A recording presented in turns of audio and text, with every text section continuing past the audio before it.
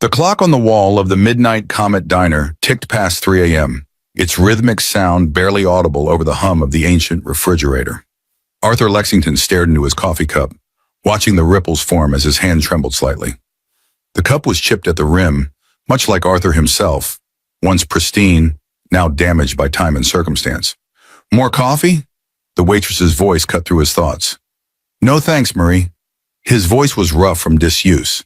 When Marie first started her overnight shift 3 years ago, she'd tried to engage the quiet man who appeared like clockwork at 2:30 a.m., ordered the same black coffee, and stayed until dawn. She'd given up after months of one-word responses. Some customers carried grief too heavy for small talk. Arthur's reflection in the diner window looked nothing like the man whose face had once graced the cover of Tech Innovator magazine. That Arthur Lexington had confident eyes, a bright smile, and a future as vast as the California coastline. That Arthur had believed in miracles. This Arthur, with hollow cheeks and permanent creases between his brows, believed only in loss. Just 7 years ago, his life had been perfect. His AI startup, Innovate Solutions, had secured their Series B funding. Their office overlooked Silicon Valley, a daily reminder of how far he'd climbed from his humble beginnings. His luxury mansion, nestled in the hills, boasted a nursery with hand-painted stars on the ceiling. Those stars were for Luna and Stella, his twin daughters, his miracles. After years of fertility treatments and heartbreak, Elara had given birth to 2 perfect girls. Arthur remembered holding them for the first time, their tiny bodies fitting perfectly in his arms, their eyes wide with wonder. "They're looking at the stars, Arthur," Elara had whispered, her face glowing with maternal pride despite her exhaustion. "Our little astronomers." For 2 blissful years, their family constellation had been complete. Elara's laughter echoed through their home as the twins took their first steps across the polished hardwood floors. Arthur built his company during the day and built blanket forts with his daughters at night. Then came the diagnosis: aggressive, untreatable, terminal. Arthur pulled himself from the memory, his fingers tightening around the coffee cup. The diner's fluorescent light highlighted the calluses on his hands, hands that once typed code and signed million-dollar contracts, now stained with motor oil from the garage where he worked. After Elara died, everything unfolded like a terrible dream. The new wife who seemed so caring, the mysterious disappearance of his daughters, the accusations, the fruitless searches, the bankruptcy, the abandonment. 5 years of emptiness. 5 years of scanning every crowd for 2 little faces that were gradually fading from his memory. What Arthur didn't know, what he couldn't possibly imagine as he sat in that diner, was that in less than 24 hours, he would stand in a decrepit motel room on the outskirts of Las Vegas, staring into the eyes of 2 frightened little girls. And in that moment, everything he thought he knew about his daughter's disappearance would crumble, revealing a truth more heartbreaking and miraculous than anything he could have conceived. The $20 in his wallet and the few thousand in his savings account would soon purchase something beyond price, a second chance that would transform him from a broken man into something he'd stopped believing he could ever be again: a father. But right now, in the Midnight Comet Diner, Arthur was just another lost soul, counting down the hours until he could face another day of meaningless existence.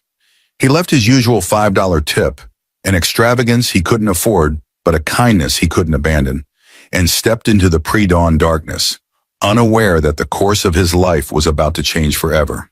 Have you ever felt that empty ache of losing someone precious? That hollow feeling that nothing will ever be right again? For Arthur Lexington, that feeling had become his only companion. But what if I told you that sometimes in our darkest moments, fate has a way of bringing the light back when we least expect it? This is the story of a broken man, 2 lost little girls, and a journey that will make you question everything you thought you knew about the bonds between parent and child. If you believe that some connections are too powerful to be severed, even by time, distance, or deception, then stay with me. Because Arthur's story isn't just about loss. It's about a father's love that refused to die, even when all hope seemed lost. Hit that like button if you've ever believed in second chances, and subscribe now, because what happens next in this incredible true story will shake you to your core. Arthur's rise and fall. 7 years earlier, Arthur Lexington stood at the floor-to-ceiling windows of his corner office, watching the San Francisco fog roll in. The view from the 30th floor never failed to remind him how far he'd come, from a scholarship kid coding in his dorm room to the CEO of Innovate Solutions, the AI startup that industry insiders predicted would revolutionize predictive analytics. "Mr. Lexington?" His assistant appeared at the door. "Your wife is on line 1. She says it's urgent." Arthur grabbed the phone, his heart racing. "Ilara, what's wrong?" "Nothing's wrong," Ilara laughed, the sound making him smile automatically. "The doctor called. Arthur, we're pregnant." After 3 years of fertility treatments, those words seemed impossible. When they learned they were having twins, Arthur felt he'd won a lottery he never knew existed. The day Luna and Stella were born changed Arthur forever. The identical girls arrived 5 minutes apart, tiny bundles with curious eyes that seemed to contain all the wisdom of the universe. "They're perfect," he whispered to Ilara, who lay exhausted but radiant in the hospital bed. "They're ours," she replied, tears streaming down her face. "Our little miracle girls." Their first 2 years as parents were a blur of first smiles, first steps, and first words. Arthur scaled back his 80-hour work weeks to be home for bedtime stories. The mansion they'd purchased in the hills became a true home, filled with laughter, scattered toys, and the kind of happiness that feels eternal when you're living it. The morning everything changed started like any other. Arthur was reviewing quarterly projections while Ilara packed lunches for the twins' playdate. When he heard the crash from the kitchen, he thought she'd dropped a plate. He found her on the floor, unconscious. By evening, they had the diagnosis, a rare, aggressive form of cancer that had metastasized throughout her body. "How long?" Arthur asked the oncologist. Ilara's hand gripped tightly in his. "Months," the doctor said quietly. "Maybe weeks." Arthur threw everything he had into saving her. His money, his time, his soul. He consulted specialists across the country. He researched experimental treatments. He prayed to gods he'd never believed in. None of it mattered. Ilara faded before his eyes, her vibrant spirit dimming daily. In their final coherent conversation, she made him promise to keep the girls close. "They'll forget me," she whispered, her once melodic voice rough with pain. "Never," Arthur vowed. "I'll tell them about you every day. They'll know their mother's love." When Ilara took her final breath, Arthur felt half of himself die with her. He stumbled through the following weeks, barely functioning, held together only by the responsibility of caring for 2-year-old twins who couldn't understand why mommy wasn't coming home. It was during these darkest days that Cassandra entered their lives. A nurse at the hospice where Ilara spent her final weeks, Cassandra had soft brown eyes and a gentle way with the twins that made Arthur think perhaps she was an answer to his desperate prayers. "You need help, Arthur," she told him one evening after bringing dinner for the family. "You're trying to run a company and raise 2 toddlers while grieving. It's too much for anyone." Cassandra became their lifeline. She helped with the girls, organized the household, and offered Arthur something he desperately needed, the hope that he wouldn't have to face the future alone. When she suggested marriage less than a year after Ilara's death, Arthur hesitated only briefly. The twins needed a mother figure. He needed a partner. The small ceremony at City Hall felt practical rather than romantic, but Arthur convinced himself this was what moving forward looked like. For a few months, the arrangement seemed to work. Cassandra managed the home while Arthur tried to salvage his neglected company, which had suffered during Ilara's illness. The medical bills had drained much of their savings, but Arthur was certain he could rebuild. Then gradually, things began to shift. Cassandra's shopping excursions became more frequent. Her credit card bills mounted. When Arthur mentioned scaling back expenses, her warmth vanished. "I thought I married a successful man," she snapped, "not someone who counts pennies." Arthur began noticing other changes too. Cassandra's patience with the twins wore thin. Luna would flinch when Cassandra reached toward her. Stella became withdrawn, no longer singing the little songs she'd loved. When Arthur questioned these changes, Cassandra dismissed his concerns. "Children need discipline, Arthur. Ilara spoiled them." The mention of Ilara's name in such a context felt like a physical blow. Arthur began coming home earlier, watching more closely. But between his attempts to save the failing company and his grief-fogged brain, he missed the critical signs of what was happening. Until that terrible Wednesday when his phone rang during an investor meeting. "Mr. Lexington, this is Detective Moore. Your wife reported your daughter's missing from Westlake Park approximately 2 hours ago." The world tilted on its axis. Arthur abandoned the meeting mid-sentence, racing to the park where a cluster of police cars gathered. Cassandra stood talking to officers, tears streaming down her face. "I only looked away for a minute," she sobbed when she saw him. "They were on the swings and then they were gone." The next 48 hours were a blur of search parties, police interviews, and mounting terror. Luna and Stella's photos appeared on local news, then national broadcasts. Tips flooded in, each leading nowhere. As days stretched into weeks, the police investigation cooled. Cassandra's story never wavered. A momentary distraction, a glimpse of a dark van, a parent's worst nightmare.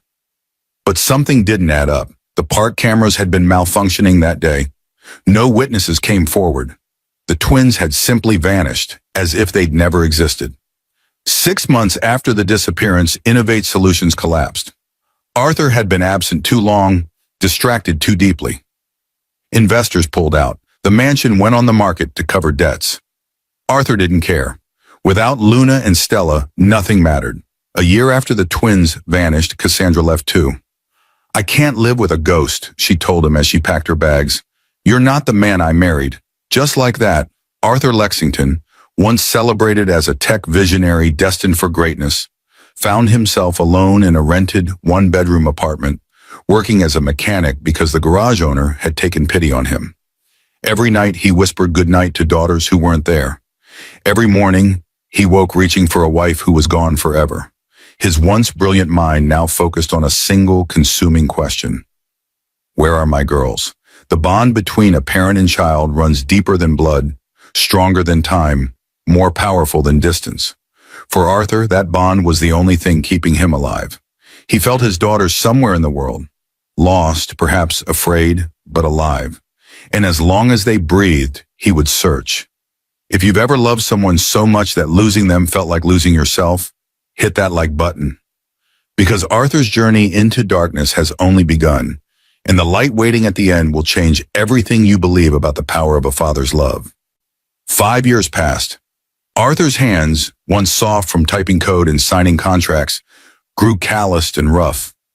Every morning at 6 a.m., he'd slide beneath cars at Rodriguez Auto Repair, fixing transmissions and replacing spark plugs. The rhythmic work of mechanics offered a strange comfort, broken things that could actually be fixed, unlike his shattered life. The small apartment above a convenience store became home, though Arthur never hung pictures or bought furniture beyond the essentials. The walls remained bare except for a massive map marked with red pins, every location he'd searched, every false lead he'd pursued. Beside his bed sat 2 stuffed rabbits, once cherished by Luna and Stella, now his only tangible connection to them. "You're killing yourself, man," Miguel, the garage owner, would say when Arthur worked double shifts. "Take a break." But breaks meant thinking, and thinking meant remembering. So Arthur worked until his muscles screamed, then drove Uber until midnight, scanning the backseat faces in his rearview mirror, always searching. On Sundays, his only concession to routine, he'd visit different neighborhoods with fresh, missing posters. The twins' photos had yellowed with time, smiling 2-year-olds frozen forever. Arthur calculated their growth in his mind. 7 now. Would their eyes still crinkle when they laughed? Would they still love strawberry ice cream? "I've seen you here before," a woman told him once as he taped a poster to a community board. "Same kids. It's been years." "My daughters," Arthur replied simply. "Maybe it's time to let go," she suggested gently. "For your own peace." Arthur just shook his head. Peace wasn't possible without answers. The police file on Luna and Stella Lexington gathered dust in a cabinet downtown. The detective assigned to their case had retired. Tips had stopped coming. The world had moved on from the sad story of the tech CEO who lost everything, including his daughters. Everyone except Arthur.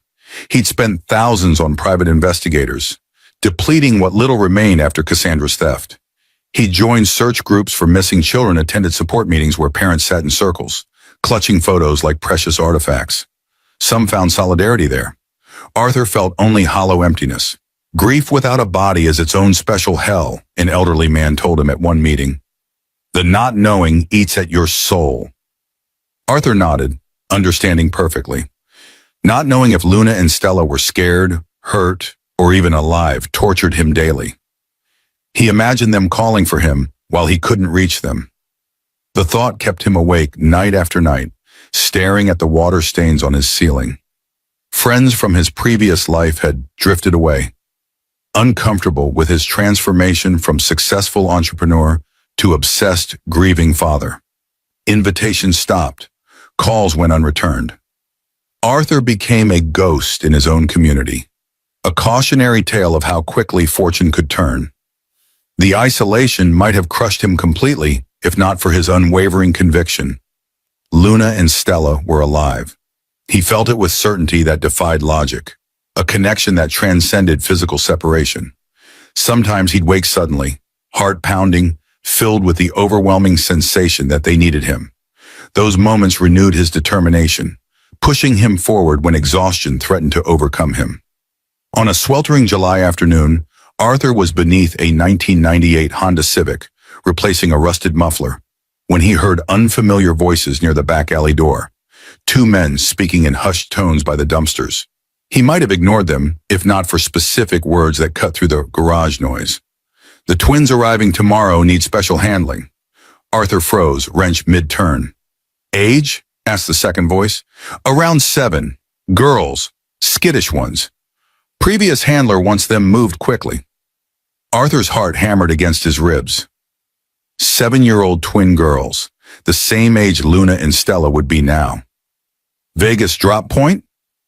The second man sounded bored, like they were discussing a furniture delivery. Yeah, the old motel past the strip. Odessa's handling placement. Arthur barely breathed as they continued discussing merchandise and transportation routes. His mind raced. He'd read enough about trafficking networks to recognize the coded language.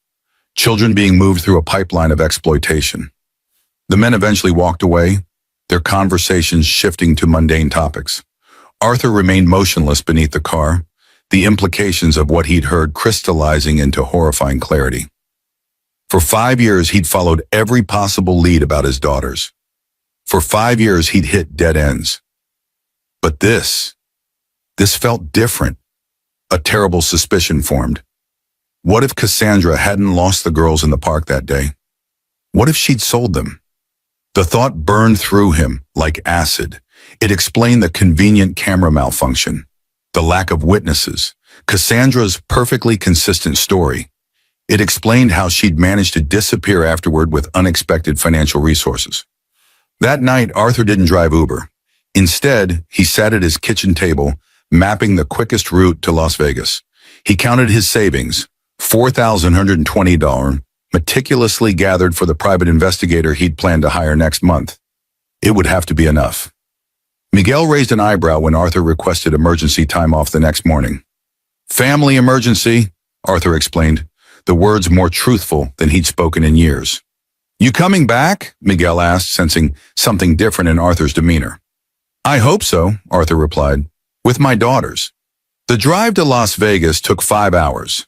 Arthur's ancient Toyota truck complained on the steep desert inclines, but he pushed forward, fueled by a dangerous mixture of hope and dread. He had no plan beyond finding the motel mentioned in the conversation. He had no weapon beyond his desperate determination. He had no allies, no backup, no safety net. What he did have was nothing left to lose. As the Las Vegas skyline appeared on the horizon, a jarring collection of gleaming towers rising from the desert floor, Arthur gripped the steering wheel until his knuckles whitened. Somewhere in that maze of lights and shadows, a transaction was about to occur. Children, perhaps his children, treated as commodities. The thought nearly broke him. But breaking would mean failing them again, and this time, failure wasn't an option. What awaits Arthur in the shadows of Las Vegas? Could these twin girls possibly be his Luna and Stella? And if they are, what unimaginable horrors have they endured in the 5 years since their disappearance? If you're holding your breath for what happens next, Hit that subscribe button now, because Arthur's about to walk into the lion's den with nothing but a father's desperate courage, and what he discovers there will change everything. The most heart-stopping moment of this incredible journey shimmered just around the corner, a mirage of neon and promise against the stark desert landscape. Arthur pulled his truck into a gas station on the outskirts, his body aching from the long drive and sleepless night. The dashboard clock read 2:47 p.m. He splashed water on his face in the grimy bathroom, staring at his reflection. Hollow eyes, stubbled jaw, the face of a man on the edge. He needed a plan. Walking blindly into a trafficking operation would get him killed, or worse, seen, reported, and removed before he could find the twins. Arthur's tech background had taught him one essential truth: information was power. Before confronting Odessa, he needed reconnaissance. The motel wasn't difficult to find. The Starlight Rest, its sign missing several letters, stood isolated on a forgotten stretch of highway 5 miles from the glittering strip. The two-story structure curved around a cracked, empty swimming pool, its paint peeling under the merciless Nevada sun. Arthur parked across the street at a truck stop, observing through binoculars as various cars came and went. By nightfall, he'd identified the pattern. Room 1112, ground floor, rear corner. Multiple visitors, brief stays.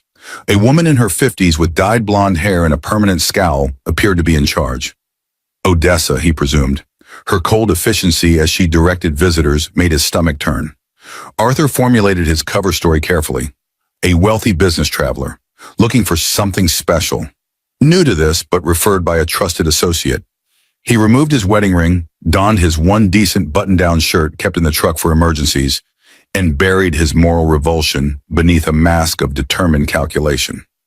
At precisely 10:30 p.m., he crossed the parking lot and knocked on room 112. The door opened a crack, revealing a slice of the blonde woman's face. "We're closed," she said flatly. Arthur swallowed hard. "I heard you might have some fresh arrivals." My associate in Los Angeles mentioned twins? Her eyes narrowed, assessing him with practiced suspicion. "Who referred you?" Arthur had prepared for this. "The gentleman discussing the delivery behind Rodriguez Auto Shop yesterday. I overheard them. I'm new to this, but very interested and financially prepared." A tense moment passed before the door opened wider. "Search him," Odessa instructed a large man standing just inside. Rough hands patted Arthur down, finding nothing threatening. The room smelled of cigarettes and cheap perfume. A laptop on the desk displayed spreadsheets. Inventory, Arthur realized with disgust. Human inventory. "You a cop?" Odessa asked bluntly. "I'm a businessman who values discretion," Arthur replied, forcing confidence into his voice. "I understand you have twins arriving?" "Arrived this morning," Odessa corrected, lighting a cigarette. 7 years old, identical, unusual merchandise. She named a price that would have shocked Arthur in his previous life. "May I see them first?" he asked, heart thundering. Odessa studied him. "First-timer, huh? Fine, but just looking, no touching. If you waste my time, there's a fee." She led him across the courtyard to room 118. 3 locks secured the door, deadbolt, chain, and a padlock. The message was clear. Whatever was inside wasn't meant to leave. 10 minutes, Odessa said, unlocking the door. "They don't talk much." The smell hit Arthur first. Unwashed bodies, fear, and hopelessness. The room was dark except for the bathroom light casting long shadows across the worn carpet. And there, huddled together on a bare mattress in the corner, were 2 small figures. Arthur's heart stopped. Twin girls, painfully thin. Long, tangled hair partially obscuring their faces. They wore mismatched clothes several sizes too large. When the light from the doorway reached them, they flinched in unison, pressing closer together like wounded animals, expecting another blow. "As you can see, they're intact. Clean them up. They'll be presentable." Odessa spoke with clinical detachment. "Matching set. Rare find." Arthur struggled to keep his expression neutral as rage and heartbreak warred within him. Were these his daughters? He couldn't tell. 5 years had passed. The frightened, malnourished children before him bore little resemblance to his laughing toddlers. "Can I have some privacy? To assess?" he asked, his voice miraculously steady. Odessa hesitated, then nodded. 5 minutes. I'll be right outside. When the door closed, Arthur crouched low, keeping his distance to avoid frightening the girls further. Hi, he whispered. I won't hurt you, I promise. They stared back with identical expressions of wary disbelief. How many false promises had they heard? My name is Arthur, he continued softly. I'm going to get you out of here. No response, not even a flicker of hope in their eyes. Arthur's mind raced. If these were Luna and Stella, they wouldn't remember him. They'd been only 2 when they vanished. But perhaps, when I was a little boy, he whispered, my mother sang me a special lullaby. I sang it to my daughters too. He hummed a few notes of the melody that had been Alara's favorite. The slightly smaller girl's eyes widened almost imperceptibly. Arthur's pulse quickened. My little stars, he murmured, the nickname he'd used for his twins. The second girl's gaze darted to his wrist, where a faint star-shaped birthmark was visible beneath his sleeve, a mark Luna had always been fascinated by. It was enough, a thread of possibility. Whether these were his daughters or not, he couldn't leave them here. The decision crystallized with absolute clarity. He would buy these children, this merchandise, to save them. The moral complexity of this choice wasn't lost on him. By participating in this transaction, was he perpetuating the very system he despised? Or was the rescue of these specific children worth the compromise? There was no time for ethical debate, only action. When Odessa returned, Arthur nodded briskly. I'll take them. Full payment up front, she replied. Cash only. I'll need to go to an ATM, Arthur said. I didn't bring that much cash with me. Odessa's eyes narrowed with suspicion. You have 1 hour. Leave your driver's license as collateral. The next 60 minutes were the longest of Arthur's life. He emptied his checking account. He maxed out his credit card with cash advances.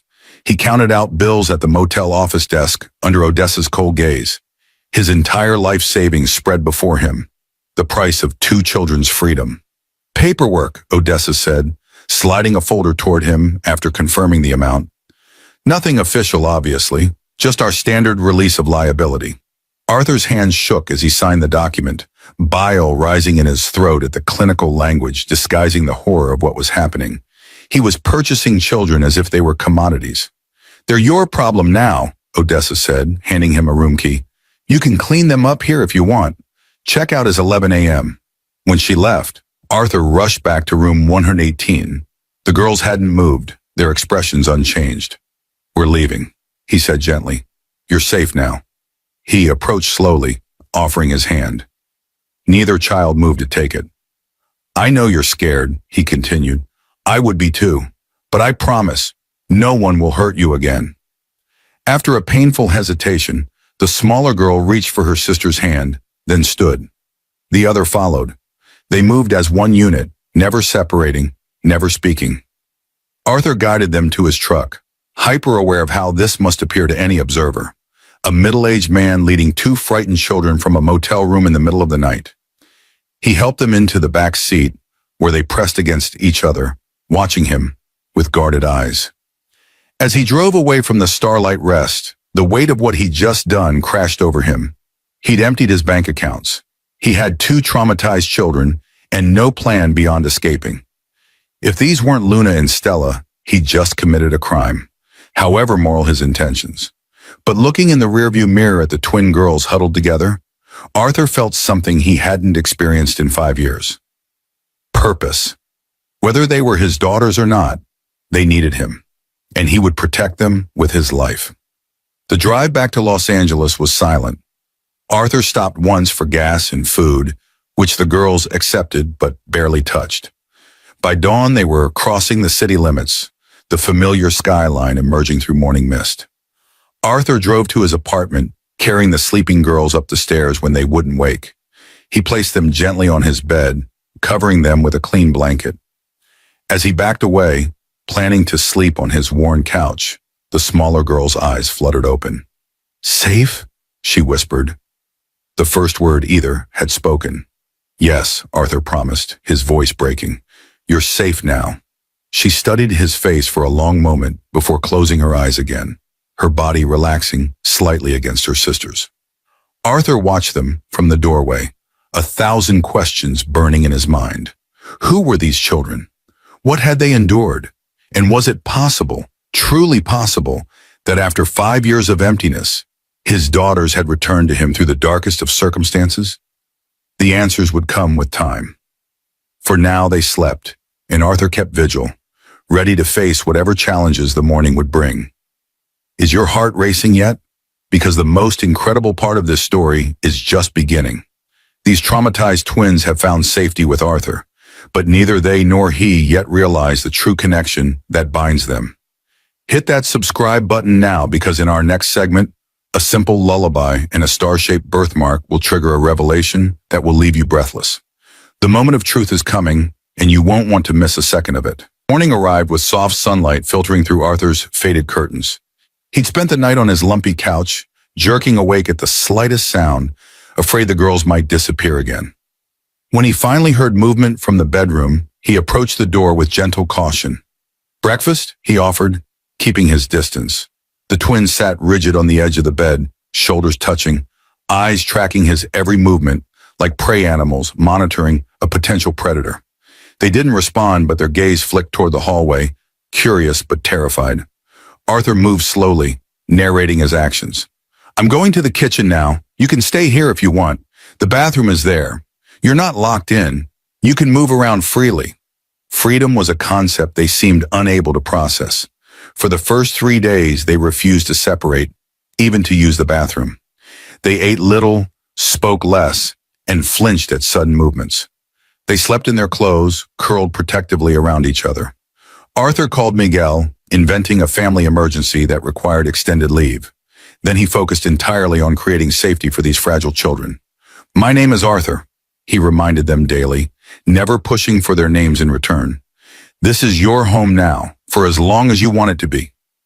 By the 4th day, the smaller twin accepted a clean t-shirt, one of Arthur's, swimming on her thin frame. Her sister followed suit an hour later. Small victories that brought tears to Arthur's eyes. He established a gentle routine. Breakfast at the same time. Quiet activities, drawing, simple puzzles. No television, which seemed to overwhelm them with noise and movement. Regular meals, always the same plates, always the same place at the table. "You're safe" became his mantra, repeated constantly. On day 7, the breakthrough came. Arthur was washing dishes when he realized the larger twin stood in the kitchen doorway, watching him. "Would you like some water?" he asked, keeping his voice neutral. She didn't speak, but nodded almost imperceptibly.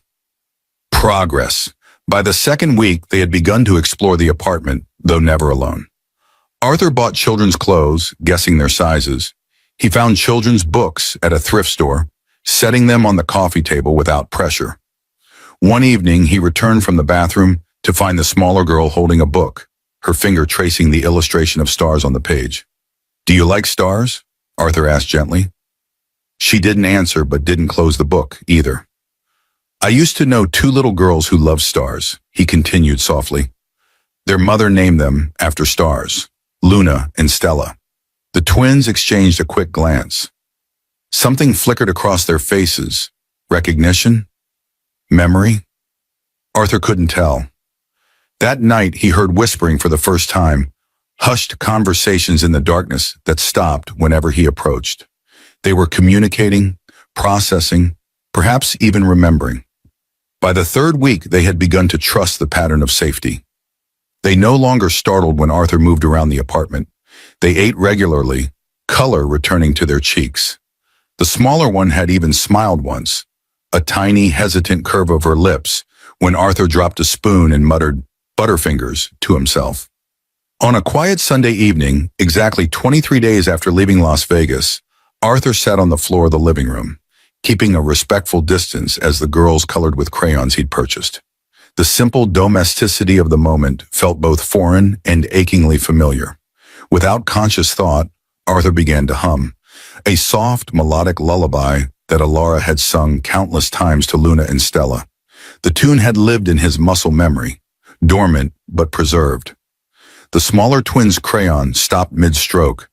Her head tilted slightly, like a bird hearing a distant call. Arthur continued the melody, watching as her expression shifted from concentration to confusion to something deeper, a struggling recognition. Her lips parted, and in a voice rusty from disuse, she began to hum along, tentative at first, then with growing confidence. The notes aligned perfectly with Arthur's, creating a harmony that sent chills racing down his spine. "You know this song," he whispered, his hand trembling. The girl nodded slowly, then spoke her first complete sentence. "Mommy sang it before she went to heaven." Arthur's world tilted, his vision blurred with tears as he fought to keep his voice steady. "What was your mommy's name?" The twins exchanged glances, a silent communication passing between them. The larger one answered, her voice equally small but clear. "Ilara." The name hung in the air like a revelation. Arthur couldn't breathe, couldn't move, afraid to shatter this impossible moment. The larger twin frowned suddenly, studying Arthur's face with new intensity. Her gaze traveled to his exposed wrist, where the star-shaped birthmark had always been, a constellation of freckles that formed a rough pentagram. She rose from her spot on the floor, approaching Arthur with unprecedented boldness. Her small finger reached out, hovering over the mark. "Papa's star," she whispered. "Luna always touched Papa's star." Arthur's heart stopped completely. "Luna," he managed, his voice breaking on the name. The smaller twin looked up, responding to the name that had been stolen from her. "I'm Luna," she said softly, confusion and hope battling across her features. "And I'm Stella," the other added, her finger still tracing the birthmark. You're our papa?" The question contained universes of loss, pain, and fragile hope. Arthur could no longer hold back his tears. They streamed freely down his face as he nodded, unable to form words. "We got lost," Stella continued, her young voice struggling to articulate years of trauma. "The mean lady took us away." "But you found us," Luna finished, the twins' ability to complete each other's thoughts, apparently undiminished by their ordeal. Arthur opened his arms, offering rather than taking. After a breathless pause, both girls moved forward simultaneously, collapsing against his chest. His arms encircled them, gently, reverently, holding his daughters for the first time in 5 agonizing years. "I never stopped looking," he whispered into their hair. "Not for one day." They clung to him with desperate strength, their small bodies shaking with sobs. Arthur rocked them gently. The missing pieces of his heart finally returned to him. The miracle had happened, against impossible odds, through years of darkness, across a gulf of unimaginable suffering. Father and daughters had found their way back to each other. Do you believe in miracles? Because what you just witnessed transcends coincidence. After 5 years of separation, Arthur has found his daughters, or perhaps they found him. If this reunion has touched your heart, hit that like button to celebrate this incredible moment of healing. But stay with us because the journey isn't over. How will Arthur bring Cassandra to justice? What happened to the twins during those missing years? Subscribe now to discover how this family rebuilds from the ashes of betrayal. The most powerful part of their story is just beginning. The days following the revelation unfolded in a delicate balance of joy and heartbreak. Arthur created a safe space for Luna and Stella to share their experiences, never pushing, always listening. Their memories emerged in fragments, often during quiet moments, while drawing during bedtime or over breakfast. "The mean lady told us you didn't want us anymore," Luna whispered one evening, her small hands fidgeting with a crayon. "She said you gave us away." Arthur's heart shattered anew. "I never stopped looking for you, not for one single day." "She took us to a dark house first," Stella added, "with other kids. They put us in a van." The twins described being moved multiple times, changing handlers, as Odessa had called them. They'd been taught to stay silent, to be invisible. Disobedience meant no food. Their world had shrunk to survival, protecting each other, enduring each day. "Did you ever see the mean lady again, after she took you?" Arthur asked carefully. His rage at Cassandra contained behind a gentle expression. Both girls nodded. "She came to check sometimes," Luna said. She got money. This confirmation of Cassandra's continued involvement steeled Arthur's resolve. This wasn't just about reuniting with his daughters. It was about justice, about ensuring Cassandra could never harm another child. But Arthur faced a daunting challenge. How could he legally prove the twins were his daughters? Their disappearance had been reported as a kidnapping by unknown persons. Cassandra had played the grieving stepmother perfectly, and he had essentially purchased children through an illegal network. His first step was obtaining new birth certificates, claiming he'd lost the originals. With these, he scheduled appointments with pediatricians and child psychologists specializing in trauma. The medical examinations confirmed what Arthur already knew. The twins were severely undernourished and showed signs of neglect, though mercifully, no evidence of physical abuse. DNA testing was next. The results were conclusive. Luna and Stella Lexington were, without question, Arthur's biological children. Armed with this evidence, Arthur sought legal help. Through a community center offering pro bono services, he met Aliyah Hassan, a former prosecutor who now specialized in child advocacy cases. "I need to be honest with you," Arthur told her, explaining the entire story, including how he'd acquired the twins from Odessa. "I know I broke the law, but I had to get them out." Aliyah listened without judgment, her sharp eyes taking in every detail. Unlike other lawyers Arthur had consulted, she didn't immediately dismiss the case as hopeless. "What you did was technically illegal," she acknowledged, "but no reasonable prosecutor would charge a father for rescuing his own trafficked children. The real criminal is Cassandra." Together, they developed a strategy. Aliyah contacted Detective Raymond Chen, a specialized investigator with the Human Trafficking Task Force.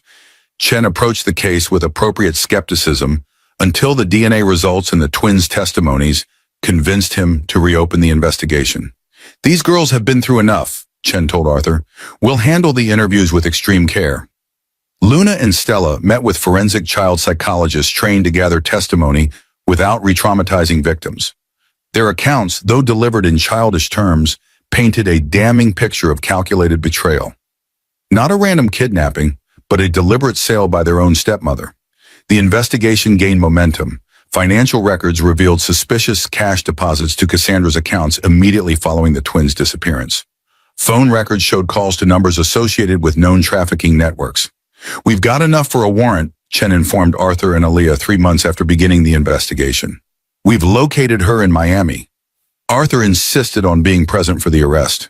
"She took everything from me," he said firmly. "I need to see her face when justice catches up with her." The confrontation occurred at an upscale property management office in Miami's financial district. Arthur, accompanied by Chen and 2 local officers, watched as Cassandra emerged from the building, stylishly dressed and smiling, a woman without apparent burdens. When she spotted Arthur standing beside the unmarked police car, that smile vanished. For one telling moment, pure shock registered on her face before she composed herself.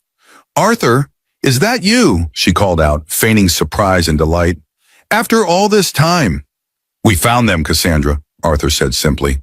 "Luna and Stella. They told us everything." The blood drained from her face. Before she could respond, Detective Chen stepped forward, identifying himself and reading her rights as the officers moved to handcuff her. "This is absurd," Cassandra protested, her voice rising. "Arthur, tell them this is a mistake." Arthur met her gaze steadily. "The only mistake was ever trusting you with my daughters." As the officers led her to the waiting car, Cassandra's carefully constructed facade crumbled. "They were just holding you back," she shouted, abandoning all pretense. "You were wasting all that money on babysitters and toys while I got nothing." Her unintentional confession, witnessed by law enforcement and recorded on body cameras, was the final nail in her legal coffin. The prosecution built an airtight case. Cassandra had orchestrated the fake kidnapping, selling the twins to a trafficking network for a substantial sum. She had periodically checked on them, not out of concern, but to ensure the ongoing payments from subsequent placements as the girls were moved through the system. During the trial, Arthur shielded Luna and Stella from the proceedings, though their recorded testimonies proved crucial. Medical experts, financial investigators, and even Odessa herself, who accepted a plea deal, testified against Cassandra. The media attention was intense. Headlines proclaimed the incredible story. Father finds and rescues daughters 5 years after disappearance, and evil stepmother sold twins for profit. What began as a local case quickly captured national attention. Morning shows featured experts discussing the case. News specials explored the broader issues of child trafficking. Arthur declined all interview requests, focusing solely on his daughter's healing. Public support manifested in unexpected ways. A GoFundMe campaign started by Miguel from the garage raised over $100 in 3 days. Letters and gifts arrived from across the country. A prominent child psychologist offered free lifetime therapy for the twins. A real estate developer provided a 3-bedroom house in a safe neighborhood with a year of paid rent. After 2 weeks of testimony, the jury deliberated for just 4 hours. The verdict? Guilty on all counts. The judge, a mother of 3 herself, delivered the maximum sentence. The court cannot find words adequate to describe the depravity of your actions, she told Cassandra. You betrayed the most fundamental trust between parent and child, and you did so for financial gain. You will serve consecutive sentences for each charge, ensuring you never again have the opportunity to harm a child. As Cassandra was led away, Arthur felt no triumph, only a profound relief that this chapter was closing. Outside the courthouse, reporters clamored for statements. Arthur spoke briefly, his voice steady. Today isn't about punishment. It's about protection.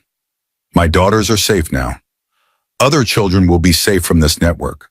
We're grateful to everyone who helped bring this to justice, and we ask for privacy as we heal and rebuild our family. The investigation expanded beyond Cassandra, leading to numerous additional arrests. Odessa's operation collapsed. Children were rescued, including 6 others who had been trafficked through the same channels as Luna and Stella. Back home, away from the courtroom drama and media attention, healing continued in small, precious moments. Luna laughing at a butterfly landing on her shoulder. Stella proudly showing Arthur her first complete sentence written in school. The twins sleeping peacefully in their new bedroom, decorated with the stars they'd been named for.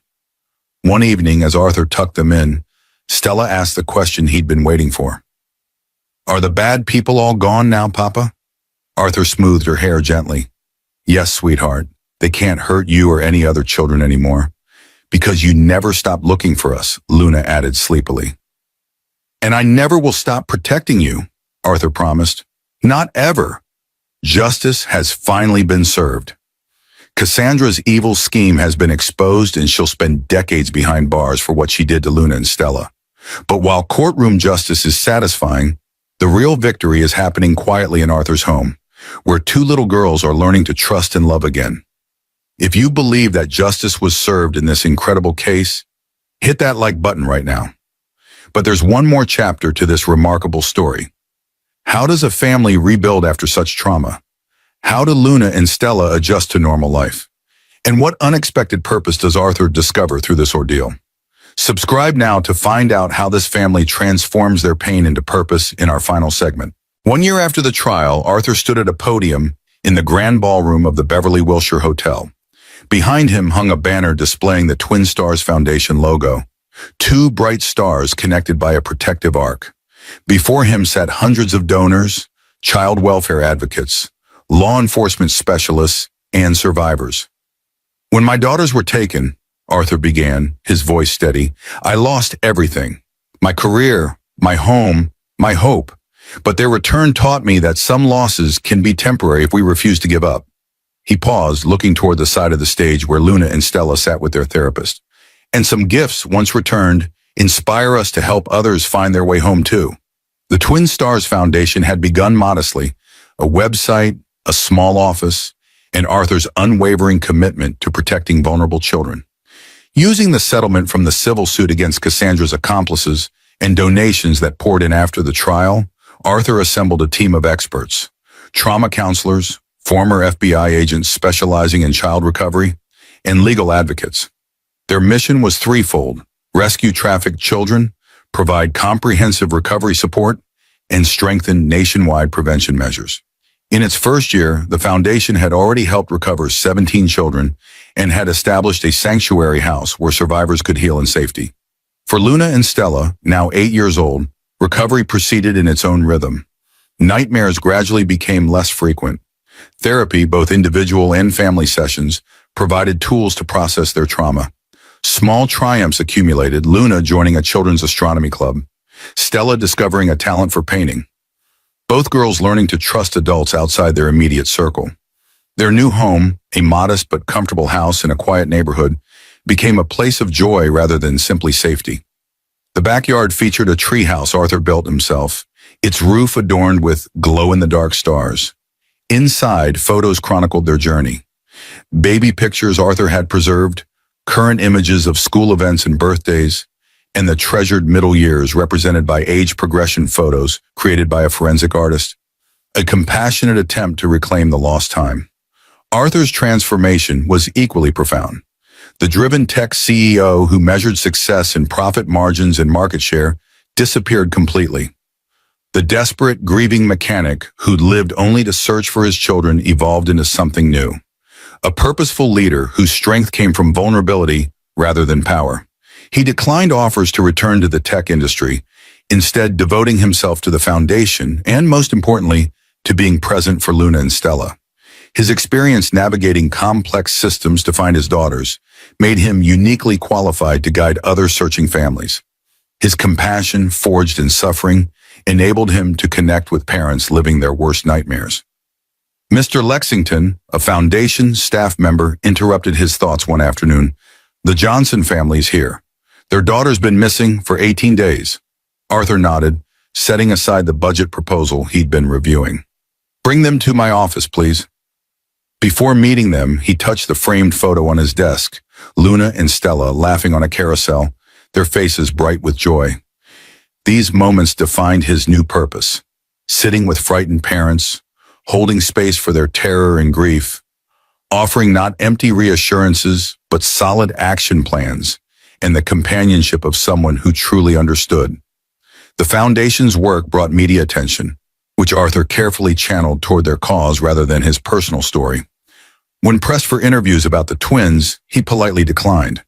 "My daughters deserve privacy to heal and grow," became his standard response. "Let's focus instead on the thousands of children still waiting to be found." At home, ordinary moments became extraordinary treasures. Homework struggles, bedtime stories, teaching the girls to ride bikes, family movie nights where they built blanket forts in the living room, the simple routine of making breakfast together each morning. On the twins' 9th birthday, Arthur watched them blow out their candles, surrounded by new friends from school and neighbors who had become like extended family. "What did you wish for?" he asked them later, after guests had departed. Luna and Stella exchanged one of their silent communications, a glance that contained an entire conversation. "We didn't wish for anything, Papa," Stella answered. "Because we already have everything we need," Luna finished. That night, Arthur wrote in his journal, a practice suggested by his own therapist. "Today, I realized, we are no longer healing. We are simply living. The past hasn't disappeared, but it no longer defines us. The girls are thriving, not just surviving. They laugh without shadows in their eyes. They plan for futures bright with possibility. They trust that tomorrow will come and bring good things with it." The healing power of unconditional love had accomplished what seemed impossible. It had rebuilt what was broken, restored what was lost, and created something new and beautiful from the fragments. Not every story of missing children ends with reunion. Not every trauma leads to triumph. Arthur knew this better than most, which was why the foundation worked tirelessly for those still searching, still waiting, still hoping. But his family's journey, from prosperity to poverty, from completeness to devastating loss, from despair to miraculous reunion, stood as testimony to the resilience of the human spirit and the bond between parent and child that transcends even the darkest circumstances. For Arthur, Luna, and Stella Lexington, the stars had aligned again, and in their reunion, countless others found a reason to keep believing in miracles. From the depths of despair to the heights of hope, Arthur and his twin daughters have shown us the extraordinary power of love, determination, and resilience. Their story isn't just remarkable, it's life-changing.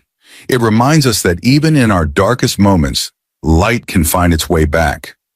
The bond between parent and child truly can overcome impossible odds. If this journey has touched your heart or inspired you to appreciate the connections in your own life, please share this video so others can experience this incredible story. The Twin Stars Foundation continues its vital work today, bringing hope to families searching for their missing children. What